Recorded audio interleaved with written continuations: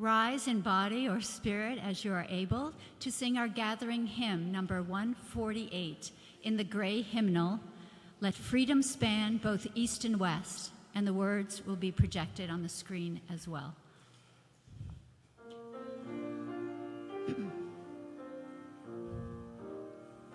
Let freedom span both east and west, and love both south and north, in universal fellowship throughout the whole wide earth, in beauty, wonder, everywhere. Let us communion find, compassion be the golden cord, close binding humankind. Beyond all barriers of race, of color, caste, or creed, let us make friendship, human worth, our common faith and deed. Then east and west will meet and share, and south shall build with north, one human commonwealth of good throughout the whole wide earth. Good morning. And I want to say welcome back to me, for example. I've had some dental issues the past couple of weeks, a little bit of pain, so I switched my sermons around, and somebody else stood up here and spoke, and I'm grateful for that, but I'm also grateful to be back here and looking at your beautiful faces. And I'm looking out, I see familiar faces, I see faces of friends that I will meet and make very soon after the service today, and I really hope that whoever you are, when you walk in and sit down, your spirit begins to settle down a little bit, and your heart begins to heal just a little bit, and you feel a greater sense of connection to this world, other people around you. It's always important that whenever you leave here, it's important to me anyway, that you feel like you were treated well and that you were greeted by somebody. And since I'm not going to be able to jump out and greet everybody, I'm going to ask you guys to take just a minute to do that for one another. But before you do, just kind of look around and see who's here. Make sure that you greet somebody that's not going to get, that is new, and we all have a chance to say hello this morning, and that'll ring a bell and bring us back together in just a second. But why don't we greet one another just to make it a nice warm place?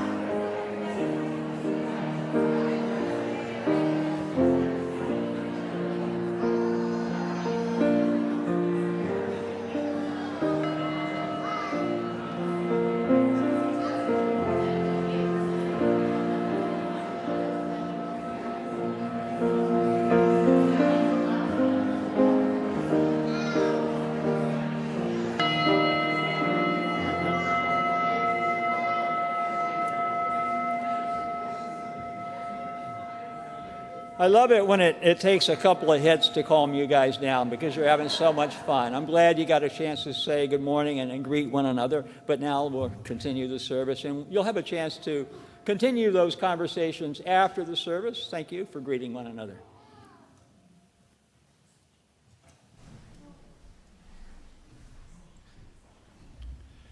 And I welcome you to join me in saying our words of affirmation.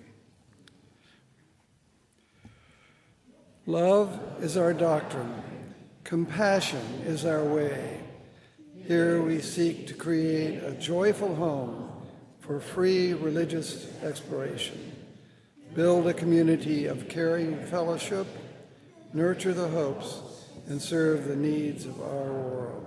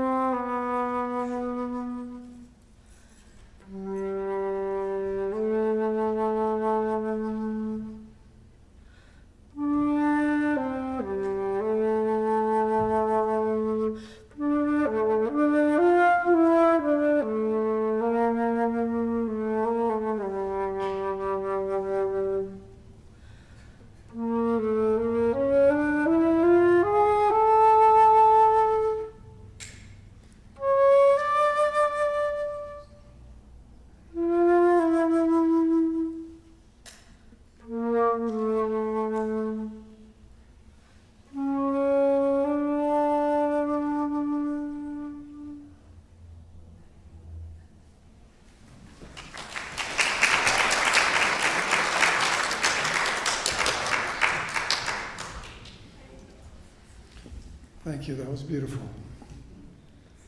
Every Sunday, we light 3 chalices as a reminder of our connections with others and as beacons to the larger world around us. The first chalice is for our friends, members, and guests of this Unitarian Universalist Congregation of Salem. Our second chalice is for our partner church and friends in Szymanfalva, Transylvania, Romania. And our third chalice is for our children and youth in religious education and all the children throughout the world. Please join me in singing The Flames into Life.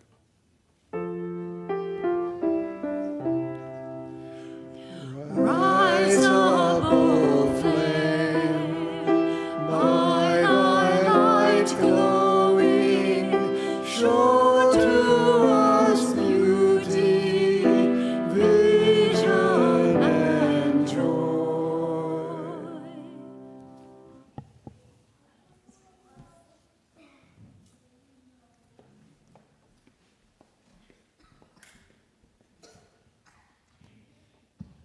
Good morning. Can everybody young or young at heart please join me up front? Good morning. Hi, guys. Hello. Hi. Hello. Good morning. Welcome. So today, we are talking about astronomy and the stars back in LRE because we are doing Heritage Month, and this week is learning about the gift of science and reason. And so the kids are going to be making special stars. Emily, you want to hold yours up? Just hold it up. There you go. They're going to be making little stars today. And I'm reading a book called Luna Moona. Okay? You guys want to look up front? There's going to be pictures right behind me, okay? It was the perfect night. 1,000,000 stars in the sky. Perfect for a future astronaut like me. Time to come inside, Luna Moona, called Mommy. That's when I saw it. A shooting star streaking across the sky. I closed my eyes tight. I wish I could fly to space, I whispered. I waited patiently. Nothing happened. I opened my eyes. I was disappointed. I'm going to count to 3, Mommy warned. She meant business, so I blasted off inside. Good night, Luna Moona, said Mommy. Dream big, said Daddy. I closed my eyes and tried to sleep. A bright light from my nightstand woke me up. I peeked out from under my eye mask. Hey, who turned the lights on? I asked. But it wasn't my lamp. It was my space helmet. I put it on. Something felt funny. Holy guacamole, I yelled. I was floating. And then I remembered everyone was still sleeping. Holy moly, I whispered. I floated carefully to the ceiling, then down to the floor, then up again. I was getting the hang of this astronaut business. I was a natural. I did a push-up on one hand, then one finger. I pirouetted past my posters and cannonballed through the air. I tried to twirl with Rover, but he wouldn't cooperate. I decided to go exploring. Whee! I did some somersaults down the stairs. I flew like Supergirl into the kitchen. My little sister Stella peeked in. You're flying like a bird, she shouted. Let me play. I'm floating like an astronaut, I corrected her. Go back to bed, I whispered. I floated right up to the highest shelf and grabbed the cereal Mommy saves for special occasions. This was the most special occasion ever. Then I quickly realized cereal might not be the best space snack. It floated in every direction. You made a gigantic mess, said Stella. I'm telling Mommy. Just then, an idea hit me. It was my best one ever. Follow me, I told Stella.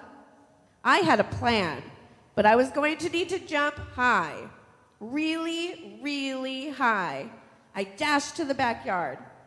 Count me down, Stella, I called from the trampoline.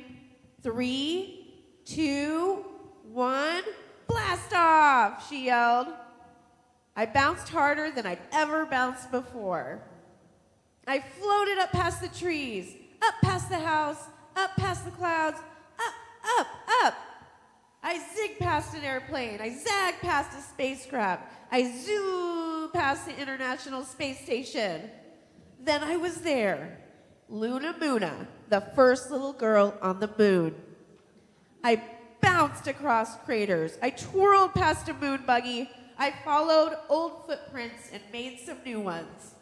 It was space-tastic. I could stay here forever, and I had it all to myself. Luna Moona, Queen of the Moon. Then I saw the most beautiful thing I had ever seen. Planet Earth was sparkling with bright blue oceans, deep green forests, and ribbons of white clouds. I tried to spot Mommy and Daddy and Stella, but they were too small to see.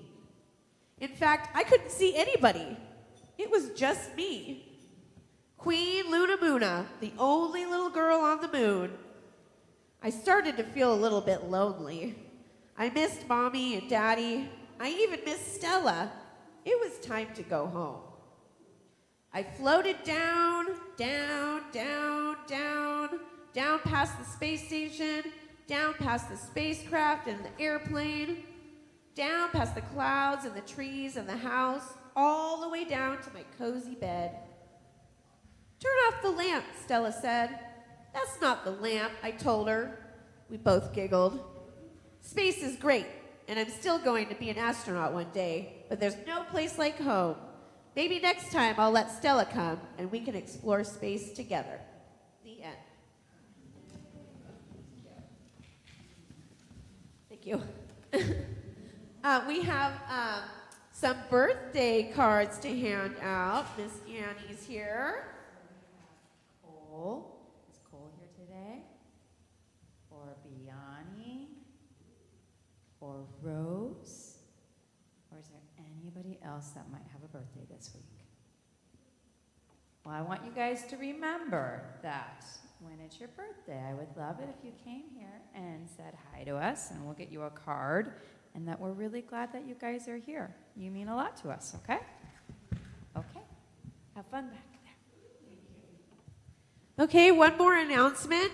Trunk or Treat is October 28th from 3 to 6 p.m. We have so many people that want to come to this event. I've put it on social media. We have a lot of people interested, but we only have a few people signed up to park in the parking spaces. So if you can that day, we would really appreciate it. I'm sure the community would appreciate it as well, and all of our children here that are able to come. If you aren't able to get candy, I can get it for you. Just come talk to me. I'm going to be standing right outside the door with a clipboard when you guys leave today. So if you're willing to sit in your car for an hour and pass out candy to the kids that day, that would be awesome. Okay, thank you. And if everybody can stand up in the center to make the love arch, we will be on our way. Thanks.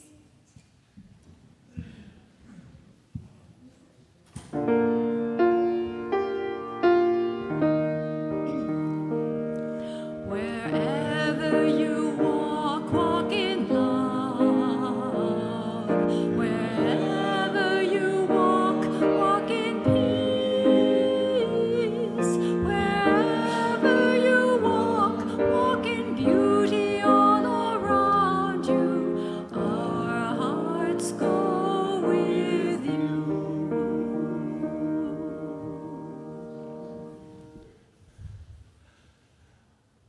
Take a moment now to feel the deeper, truer rhythms of our lives. Getting away from the hustle and bustle of emotional turmoil that skews our vision. We look deeper. We look deeper so that when we see another person, we see the sacred. And so we come and we ground ourselves. We ground ourselves so that we might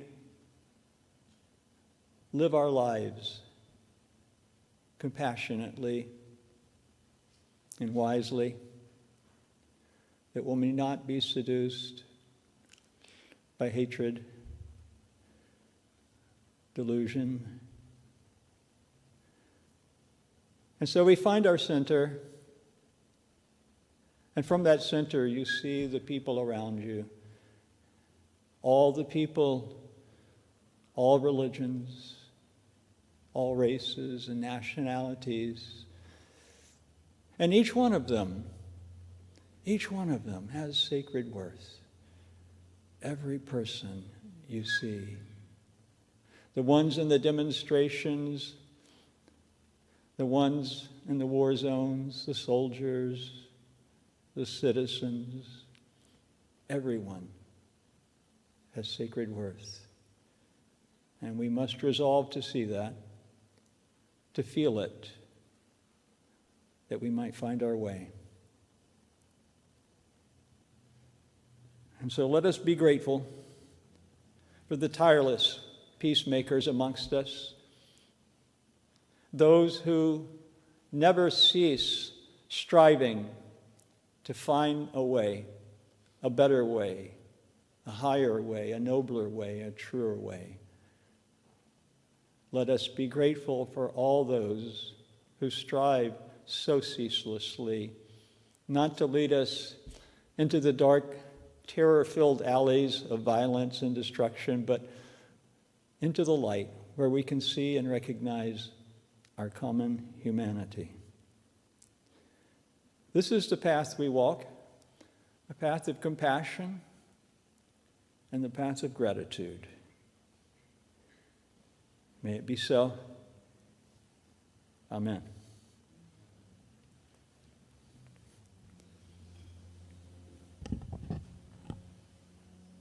Good morning. I'm Carrie Lynn Patterson. I'm part of the Lay Life Ministry.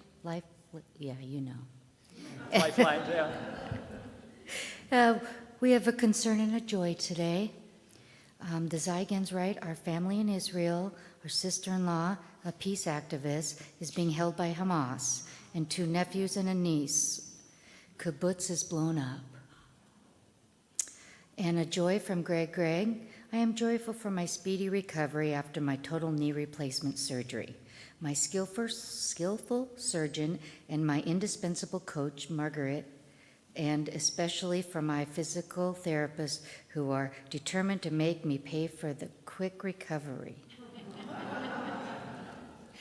And I have a concern. I have a dear high school friend who lost her daughter in a terrible accident 4 years ago. And now she just lost her son to suicide. And I pray that she stays with us and can get through it. And we'll light a candle for all joys and concerns that are unspoken. The Lifelines Ministry is here to help you. We need a supportive listener, a helping hand, personal or emotional problems that you want to discuss. You can reach us by emailing the church at the Lifelines Lay Ministry, or their book is in the foyer and you can fill it out before you come in. Thank you and have a beautiful day.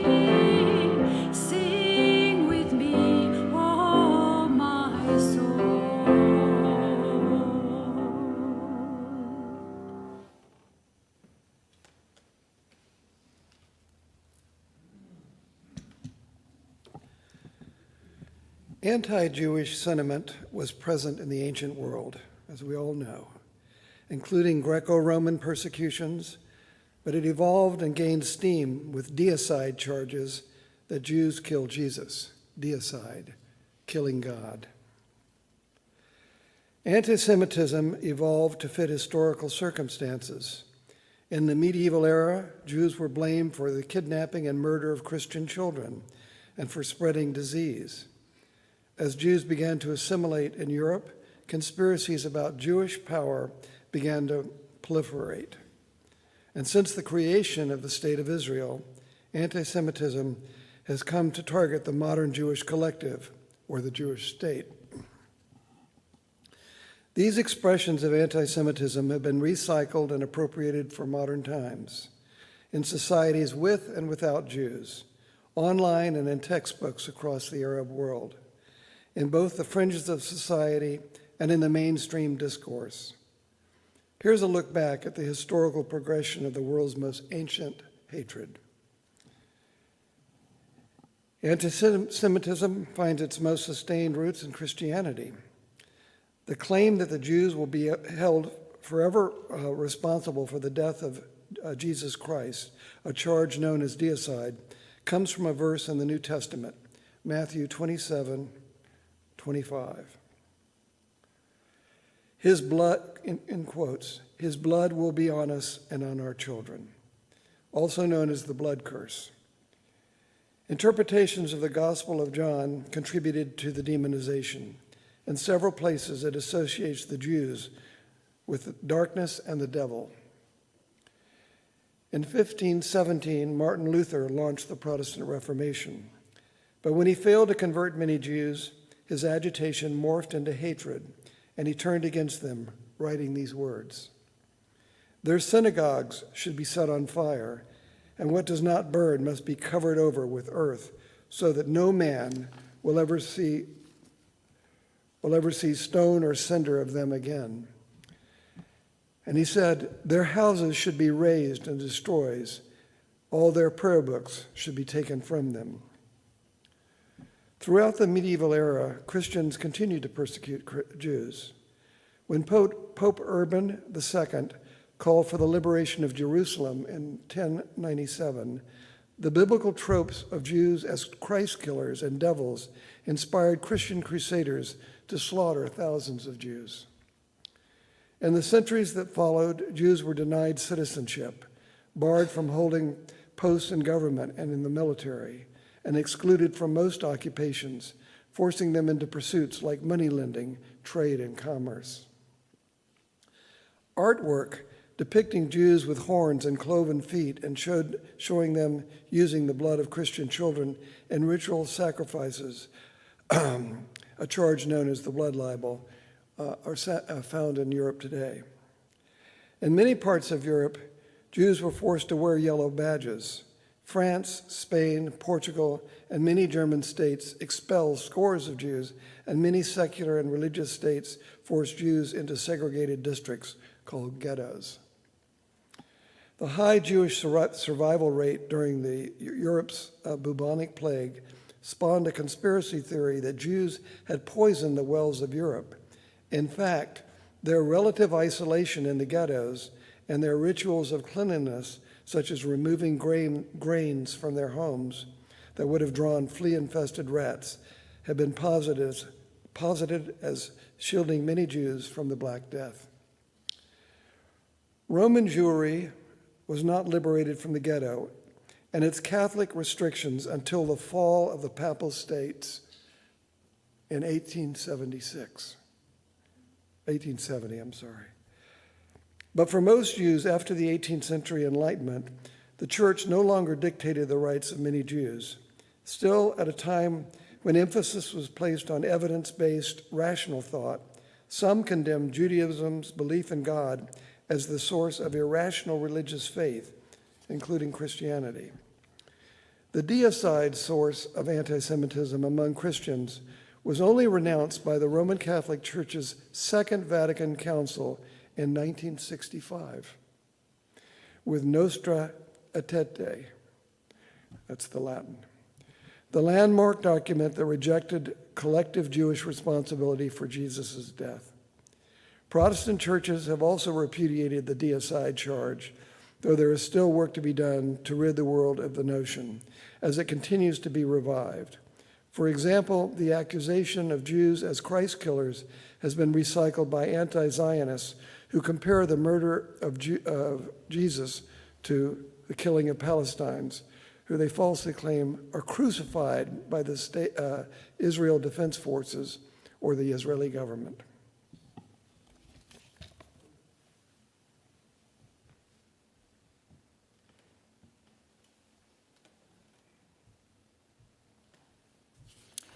Thank you, Bob.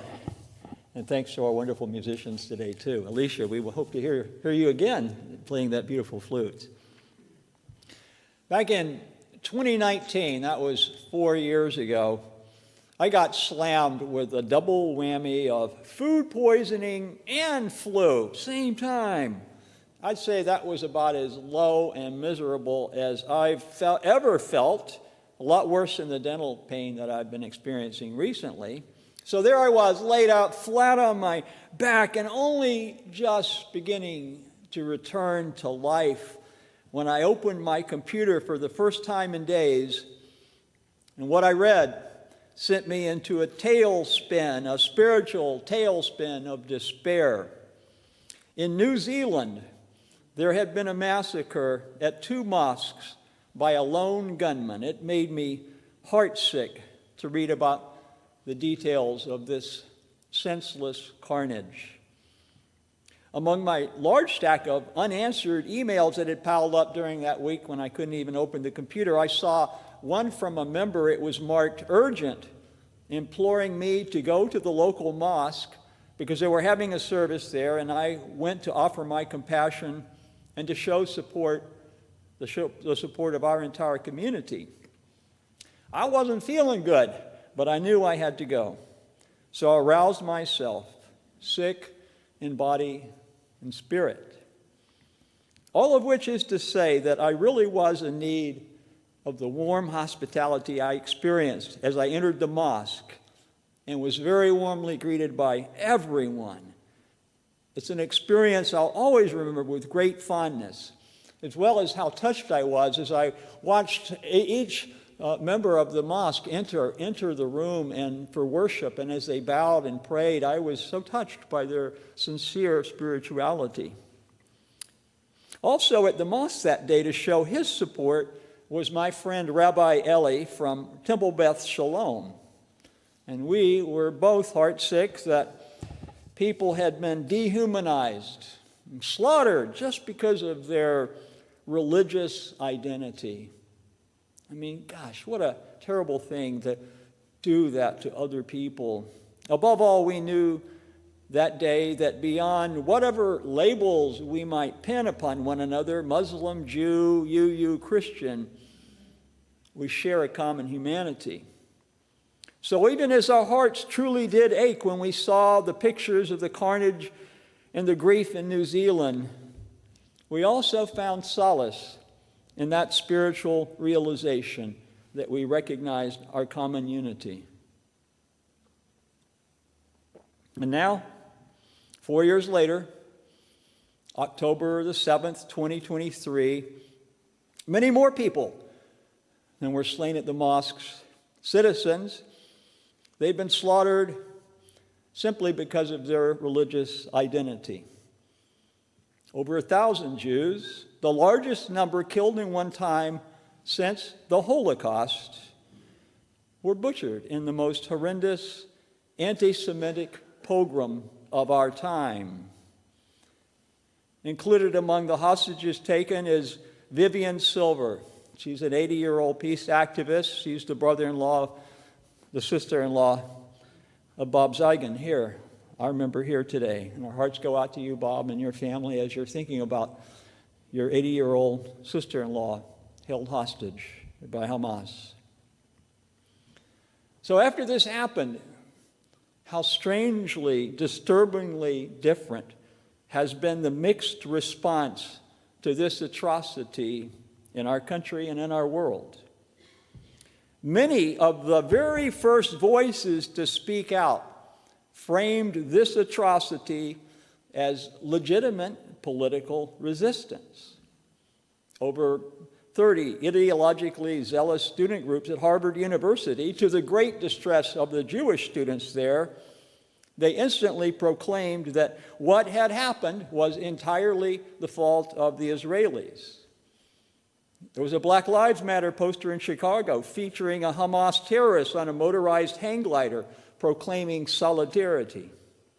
Pro-Hamas sentiments were shared widely, and their genocidal violence was celebrated. A professor at Cornell University said he was exhilarated by the slaughter. Pictures of missing Jews were torn down from public places. In Sydney, Australia, the pro-Palestinian crowd chanted, "Gas the Jews." They did. I was grateful to learn that the president of my alma mater, Emory University in Atlanta, spoke out against this pogrom in the strongest possible terms. But the leaders of some of our leading universities and institutions were strangely mute, even as anti-Israeli student groups were not. That is, these leaders were mute until they were rebuked into issuing their own belated condemnations of anti-Jewish violence. It particularly distresses me to note that the president of our own Unitarian Universalist Association issued a statement that I find distressingly insufficient and indirect. She wrote that we as a people of faith can condemn violence against civilians while at the same time engaging the full legacies and histories of oppression that shape such devastating conflict. As a faith tradition, Unitarian Universalists have long worked for peace, we have, and our principles and values call for the goal of world community with peace and liberty and justice for all. At the same time, she adds, we have not engaged the tangled issues surrounding Israel and Palestine in community as Unitarian Universalists since 2018, and our last engagement resulted in severed relationships and deep pain. So I respect the honesty of her acknowledgement regarding the painful challenge of Unitarian Universalists engaging the issue of Israel and Palestine. But we just had a pogrom. We just had a pogrom, and over 1,000 Jews were murdered. And I find that her statement lacks spiritual depth and moral urgency to say we can condemn violence against citizens. Well, do you? She doesn't say it. So I think it's a passive, and it provides insignificant acknowledgement that this terrorist action, it wasn't resistance against oppression. It was a crime against humanity, Jewish humanity in particular, by those who have genocidal intent. How ironic it is that leftist progressives now find common cause with anti-Semitic terrorists who would never tolerate the rights of women or sexual minorities, who seek to exterminate Jews and recently succeeded in killing over 1,000. How could this come to be, this situation? Well, I think I know a little bit from my own personal experience. I know that a person could walk down this path, could begin to walk down this path, but then find yourself in very strange territory. In my teens and early adult years, I was very pro-Israeli. I read about the Holocaust, the founding of Israel, the contributions of the Jews to the common good. But over time, as I became aware of the plight of the Palestinians, my sympathies shifted. As I saw how the Israeli government blundered and made things worse by their oppressive, hardballed tactics. Yet, as I broached this topic in my ministry, and I tried a few times, I became aware of an ancient, toxic element in the mix, anti-Semitism.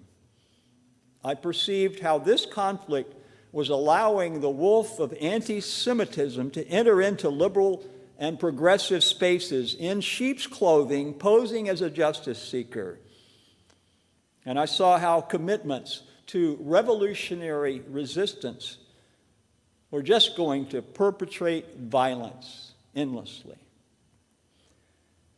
I know it's true. The most effective resistance to oppression is nonviolent resistance. Yet, tragically, instead of there being a Palestinian Gandhi to advocate for equal justice, the world got an anti-Semitic terrorist organization calling for the destruction of Israel and the Jewish people. And to understand this, you have to have some understanding of the history of anti-Semitism. This ravenous wolf of anti-Semitism has never ceased to wander the world since ancient times, because people are always looking for a scapegoat, someone for whom to blame all the troubles of the world. And the vulnerable Jewish people have ended up playing this tragic role more often than any other in history. For centuries, this virulent hate roamed among the Western Christian world, devouring more good Jewish souls, including entire communities, than we'll ever know. And during those same centuries, Jews were generally better off in Muslim-ruled lands because they were recognized as people of the book, although they were taxed more heavily and had fewer political rights. But Jews did exist in Muslim-ruled lands peacefully. But then came the 20th century, when anti-Semitic ideas that had originated in the West migrated to the Arab world. There's this infamous, widely read screed about 100 years ago. It's still out there. It's called The Protocols of the Elders of Zion. It's a book that purported to reveal how the Jews were out to destroy society and take over the world. And this book was widely disseminated in the 1920s by no other than Henry Ford. He really bought into this idea. And the Protocols of the Elders of Zion, the book was widely disseminated in the Arab world, where it's still read, considered to be a source of truth instead of a monstrous, laughable concoction of lies. It's amazing what people will believe. It's amazing. Then came the Nazis.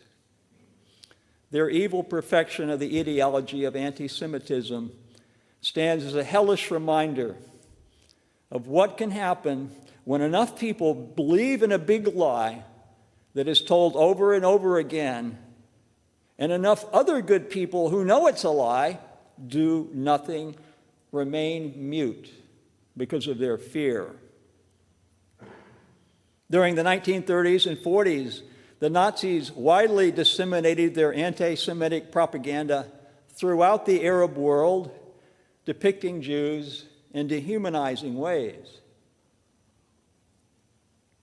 During the war, the Grand Mufti of Jerusalem, he was an Arab nationalist.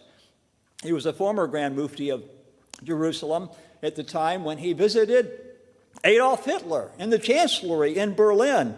And he was there to extract promises from Hitler that Arabs would have self-determination once the Nazis took over the world.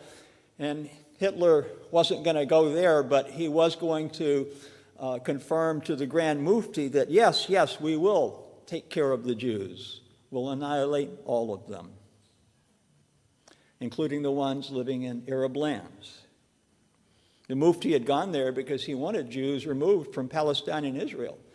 And this is what Hitler told him, that he would help him. But at the end of World War II, Soviet and American troops stumbled into the concentration camps. And they were shocked to encounter the efficient, industrial-scale, systematized cruelty and inhumanity of the Nazis, those heartbreaking sights of this moral atrocity would haunt the soldiers till their dying days. Film crews were brought in by the Allies to record the unspeakable horror. 6 million Jews had been systematically exterminated by the Nazis. And the Allies knew they'd have to provide incontrovertible documentary evidence to an incomprehending world for this to be believed. And even then, it's not universally believed. There are always Holocaust deniers, always have been. But finally, the vile rule of the Nazis ended, and the world saw the horrendous suffering caused by anti-Semitism, and it finally began to be recognized as an inhumane, poisonous ideology in Western society. Alas, this enlightening message did not break through much into the Arab world. Even as World War II raged in Europe, anti-Semitic propaganda spread throughout the Middle East, coming not only from Nazi sources, but also from Christian Arab nationalists who helped spread a much more virulent form of anti-Semitism throughout the Middle Eastern world. And as a consequence, in the 1930s and 40s, there were pogroms against Mizrahi Jews in a number of Middle Eastern countries. These were the descendants of Middle Eastern Jews who had lived in Muslim countries for centuries. And now, because of this new anti-Semitic rhetoric coming from the Nazis and the Christian Arab nationalists, they were driven from their homes and eventually found refuge in Israel. Today, according to historian Bernard Lewis, anti-Semitism is an integral part of Arab intellectual life. A few years ago, a worldwide survey of anti-Semitic attitudes found that 3/4 of adults in the Mideast agreed with the majority of anti-Semitic propositions, including the claim that Jews are responsible for most of the world's wars. So, when those student organizations at Harvard University put out their statement asserting that all the violence in Israel that occurred in Israel on October 7th is entirely the fault of Israel, the accusation hit the Jewish community in a painfully familiar way. The extreme progressive left, hopelessly trapped in the mindset of identity politics and having abandoned the principles of nonviolence, now sees this conflict as identical to Black American struggle for racial justice in our country. And they simplistically regard Israel, an ethnically, racially diverse Jewish state with a large Arab population.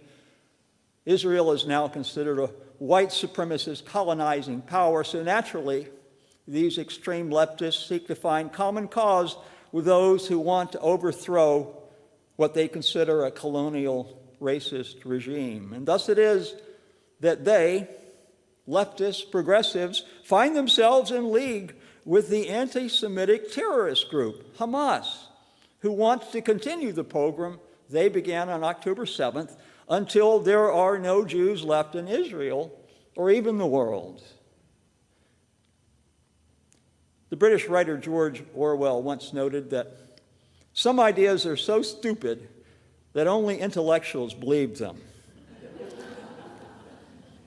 And here lies proof. This notion that the deep, infinite complexities of Middle Eastern history of Jews in Palestine and the ancient legacy of anti-Semitism can be fully understood through the lens of American identity politics. It's absurd. And those with such shallow, ideologically bound, ahistorical understanding, too many people, now find themselves stranded, lacking the moral depth or spiritual vision to recognize the enormity of what has transpired. The crime against humanity, which occurred on October the 7th, the most horrendous anti-Semitic pogrom of our time. After the Holocaust, the cry went up, "Never again." And yet it has begun again. And so this crime against all of humanity must be clearly named and recognized for the evil that it is. At this very moment, here we are sitting in this sanctuary, but on the other side of the world, violence is occurring. It's occurring in Gaza, and their occupants are suffering and dying. The violence continues. It's threatening to escalate beyond anyone's control. Every effort must be made to spare all civilian life in this conflict, even as every nation, including Israel, has a right to defend itself. There's a lot of ugliness in our world, And it's going to get uglier for Jews worldwide as terrorist organizations are calling for violence against all Jews everywhere. And these organizations know that they can tap into a vast reservoir of anti-Semitic hate to inspire future violence. In recent days in Europe, anti-Semitic violence has risen very, very, very dramatically. Jews in France and Germany are feeling under assault. The synagogue in Berlin was attacked. The synagogue in Berlin was attacked. Meanwhile, here in our country, it's becoming less safe for both Jews and Muslims. Incidents of both anti-Semitism and anti-Muslim activity are rising. Tragically, a young Palestinian-American child has been murdered by his landlord in Illinois. And just yesterday, a Jewish leader was killed, I think it was in Michigan, and nobody knows anything about why that happened. But a very prominent Jewish leader, a Jewish leader who was always building inroads with the Muslim community, she was murdered. Jewish people feel ever more alone, abandoned, ever more vulnerable. Extremists have twisted the life-affirming narratives of their religious traditions to advance cruel, distorted visions that lead to violence and destruction. And at the same time, political extremists label people and they carve us up into separate categories that pit us against one another in a never-ending struggle for power. So it's going to be very challenging to stay spiritually grounded in days to come. It's going to be very challenging for us to remember always to acknowledge the inherent worth and dignity of every person, as it says in our purposes and principles. It can be challenging to do that, to recognize the inherent worth and dignity of every person, whatever label you or the world may pin upon them. Today, we especially remember with great sorrow and sadness the many Jews throughout history, including October the 7th, 2023, who have been subject to bigotry and hatred and persecution, torture and death. Today, we acknowledge the suffering of the Palestinian people and the many challenges they face in the days to come. But finally, today, we remember in this place, our spiritual home, that we will not allow the seeds of hate to take root in our hearts. For this is the place where we have planted the tree of love, strong like a mighty oak, to provide shelter for one and all. May it be so.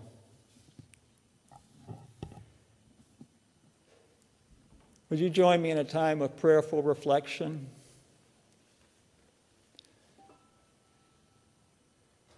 Here we find ourselves in a world full of hate and anger and injustice and accusations swirl through the atmosphere. And there is violence. And we are walking on a path that we need to stop walking. We need to stop and sit and be with ourselves. Be with yourself, that you might know the highest calling of your soul at this moment in time. How might you speak with courage and compassion? How might you see the sacred in those you regard as an enemy? How might you do this? These are the challenges we face as we walk forward in our path now, redirected away from the hate and the anger. We're walking towards wisdom. compassion and understanding and courage, too. May these be with us now as we continue on our way. Amen.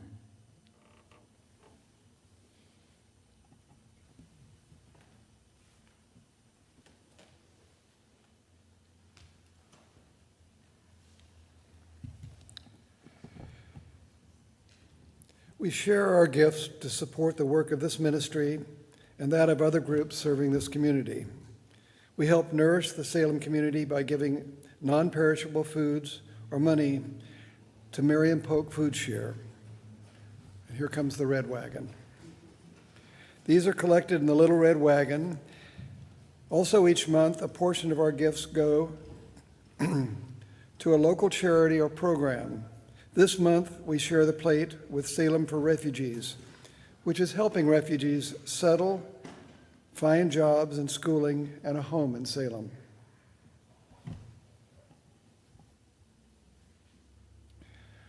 Baskets will now be passed through the congregation for those wishing to donate by cash or check to the work of these ministries. Checks should be made payable to UUCS. You may also make offerings at the Donate tab on our website, which you can see on the projection, uusalem.org. Thank you for your gifts to this congregation and to those around us.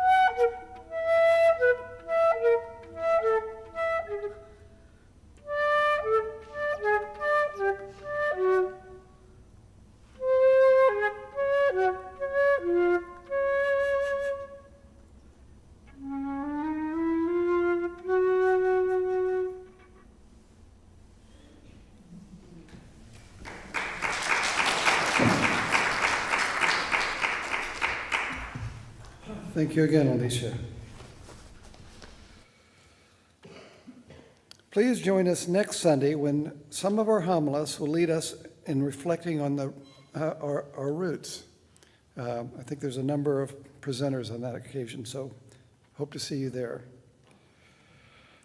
News of this community can be found on our website, uusalem.org, in our monthly newsletter, The Chalice and Flame, and in the weekly email, This Week at UUCS. Contact the office to receive the newsletter and email if you're not receiving them and wish to have them.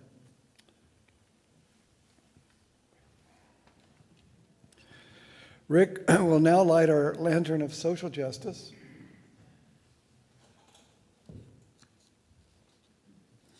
Reminding us to carry our love, hope, and work into the world around us.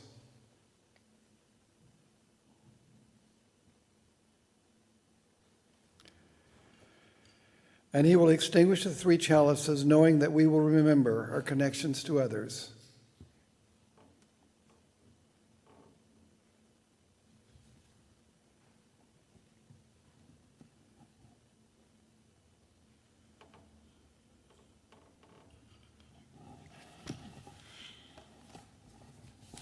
Yes, please, if everybody would stand in body or spirit as you're able for our closing hymn, number 134, Our World is One World, in the gray hymnal.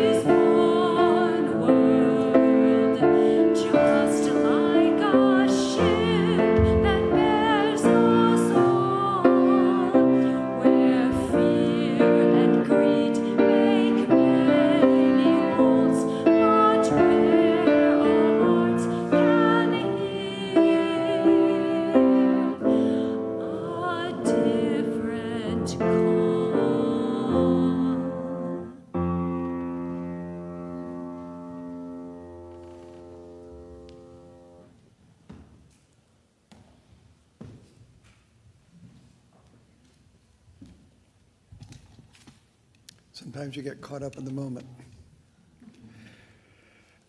Please remain standing if you are, and join hands in body or spirit as we say our closing words. May faith in the spirit of life, hope for the community of earth, and for the sacred in one another be ours now and in all the days to come.